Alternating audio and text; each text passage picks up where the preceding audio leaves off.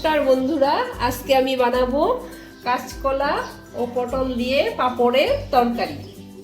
আমরা কড়াইতে তেল দিয়ে দিলাম। তেল দিয়ে পাঁপড়গুলি আগে ভেজে তুলব।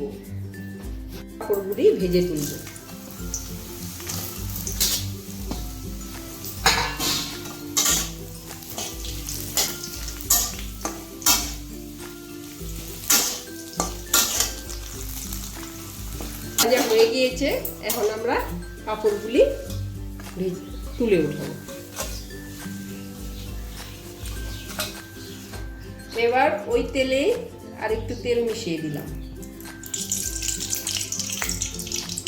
দিয়ে দিলাম জিরা ফোড়ন,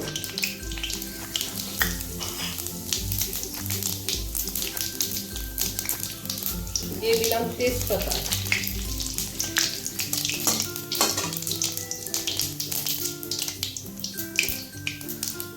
দিয়ে দিলাম দুটো চিরা কাঁচা লঙ্কা।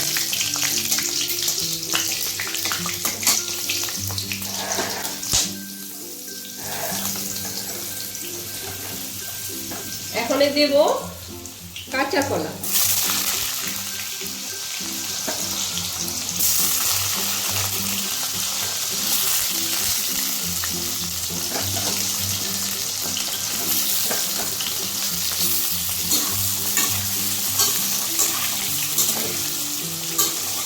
একটু ভেজে নিব, নাড়াচাড়া করে তারপরে দিব আমরা নুন হলুদ।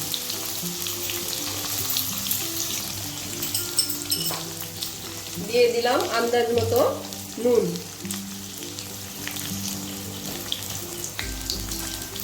আন্দাজ মতো হলুদ দিয়ে দিলাম। এখন একটু নাড়াচাড়া করে একটুখানি জল দিয়ে দিব কাঁচা কলাটা সিদ্ধ হওয়ার জন্য।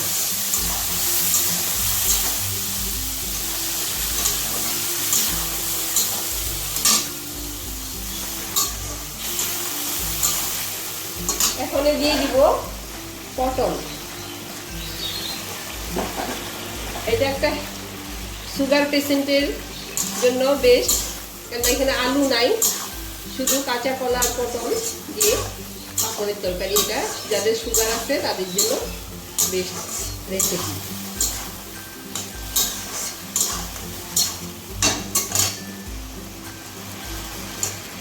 এখন আমরা আলু আর পটলটাকে একটু সিদ্ধ করে নিব, তার জন্য দিয়ে দিলাম ঢাকা দিয়ে দিলাম। প্রায় 10 মিনিটের মতো আমরা আলু আর পটলটাকে একটু সিদ্ধ করে নিব। এখন আমরা ঢাকাটা খুলে দিব। দেখেন বন্ধুরা, আমাদের কাঁচা কলার পটলটা ভাজা হয়ে গিয়েছে। এখন আমরা দিয়ে দিব জিরের গুঁড়ো,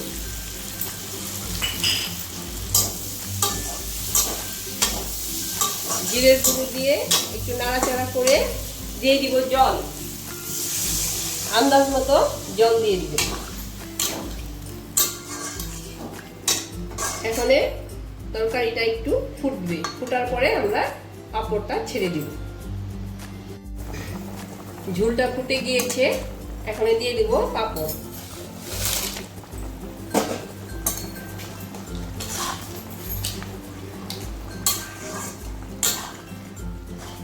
একটা সিম্পল নিরামিষ রেসিপি। এটা পাঁপড়টা দিয়ে আর একটু ফুটিয়ে নিব।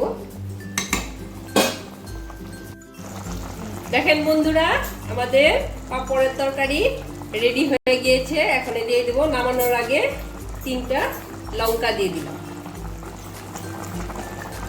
এখানে আপনারা গরম মশলা যদি দেন তাও পারবেন দিতে, আমি দিইনি। আপনারা চাইলে গরম মশলাও অ্যাড করতে পারবেন। বাচ্চাদেরকে খাওয়ার জন্য বেশি ভালো, এটা হেলদি একটা রেসিপি। বাচ্চারা যেহেতু পটল কাঁচা কলা খেতে চায় না, ওদেরকে এইভাবে রান্না করে খাওয়াবেন।